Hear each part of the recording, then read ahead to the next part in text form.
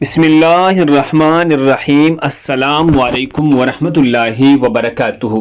ناظرین گرامی، مومن دوزخ سے چھٹکارا پائے گی۔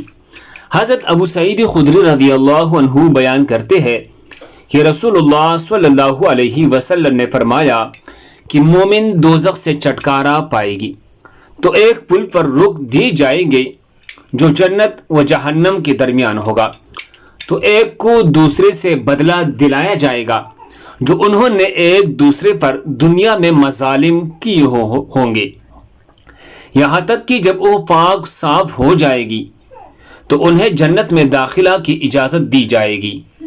قسم ہے اس ذات کی جس کی قبضے میں محمد صلی اللہ علیہ وسلم کی جان ہے، ہر شخص جنت میں اپنے گھر کو دنیا کے گھر سے زیادہ پہچانے گا۔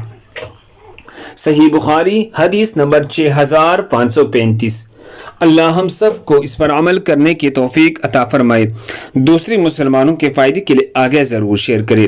مزید خوبصورت احادیث مبارکہ کے لیے ہمارے چینل کو سبسکرائب کریں۔ جزاکم اللہ خیر۔